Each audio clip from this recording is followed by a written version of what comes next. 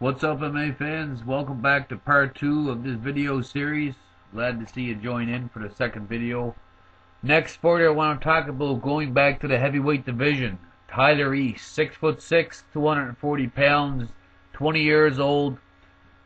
Fights, trains out of Jackson's MMA alongside of great fighters such as John Jones, Andre Arlovsky. 10 wins, 3 losses, 9 knockouts. American fighter with a big wrestling background. A few years back, he was in a car accident, had to be cut out of the car. The vehicle's engine actually was on his lap. He had a serious leg injury, but a year later, this guy made a triumphant return at the New Mexico Association Wrestling State Championships. Current King of the Cage champ. Big TKO victory over a prospect fighter, a heavyweight division fighter I talked about a few years back, Nick Gaston. Very impressive come from behind victory by Tyler East.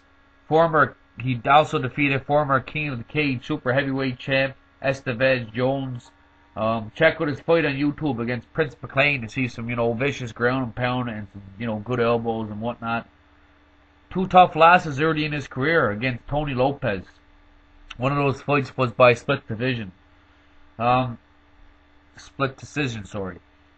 He was just 18 years of age at the time. My question is, what's a guy like this 18-year-old fighter doing in the cage with Tony Lopez, a guy who was on like a 20-fight undefeated streak? He was a 2-division champion, in the King of the Cage. I just don't understand. Must have been some bad decisions made by his coaches at the time, or his promoters, whatever. Again, way too young to be fighting at that age. Tony Lopez was a guy that defeated, UFC fighter Joey Beltran twice. He defeated Wes Combs, another UFC veteran. Kyle Kingsbury, TKO Kyle Kingsbury. So, really this guy had no business beating out with Tony Lopez at 18 years of age, but he almost defeated Tony Lopez, gave him big problems. And if they fought again today, I dare say he'd beat him. He'd probably beat him now. At least it'd be a good competitive fight. Of course, he needs development, but with a strong wrestling base, he's athletic at 20 years of age with his size and strength. Definitely a prospect. I'd like to see this guy in the next Bellator heavyweight tournament. If not another win or two, this guy definitely gets a call as well. I'm not saying he's going to make fireworks. He's not the most technically pleasing fighter, but he is a heavyweight and he has potential, and I think you'll see this guy get a shot with another 2 to 3 victories, if not sooner. So Tyler East, a heavyweight fighter to watch out for. The next fighter I'm going to talk about is completely unknown to me. I've seen 2 of his fights. I'm going to try to pronounce his name properly. It's tough. Pedro Nobre. 10-0, 2 knockouts, 3 submissions, 5'6", 135 pounds, 25 years old. Fights out of China. Trained with Team Quest when they went to XCN Sports Academy for 6 weeks. Fights for the organization called RUFF MMA. Is the first regulated government sanctioned MMA event in China. Looks to have some good strong wrestling and grappling, and does have decent hands with apparently some knockout power. You can check out his fight videos. His opponents have been very weak. Terrible records for his opponents, but he's strung together 10 wins. He looked decent. I don't know what the future holds with this guy. Maybe in the China world, they're kind of MMA fold. He does well. Can he move up to a bigger promotion? I'm not sure. He has to get, he has to look a little better to, to make it to the UFC or Bellator or whatnot. Although we know that UFC is looking to expand worldwide, so this would be a definite prospect from China. So, a guy to watch out for, and hopefully we see some more of events from RUFF. They put on a great couple of events, entertaining fights so far. So check it out and keep a lookout for Zhang Lipeng. Hopefully we get to see him soon. There's a good highlight video here about rough MMA, so check it out on YouTube. Next fight I'm going to talk about is Jack Marshman. 10 wins, no losses, 8 knockouts, 1 submission. 6 feet tall, 185 pounds, 21 years of age. I think he's from Wales, Colchester, England, I'm not sure. Artillery Combat MMA Academy. Kind of a part-time mixed martial artist. He's actually part of the parachute regiment in the British Armed Forces. He's a former Army boxing champion. He began his MMA career, I think less than 2 years ago. Now some guys are going to say this is the Bama, middleweight champion. He's already a very known prospect. Well, he just fought on Bama 8, I believe, and he fought on the undercard as the champion. So he's not well known. Maybe in the UK, a small window of fans know him, but worldwide he's not, especially here in the West.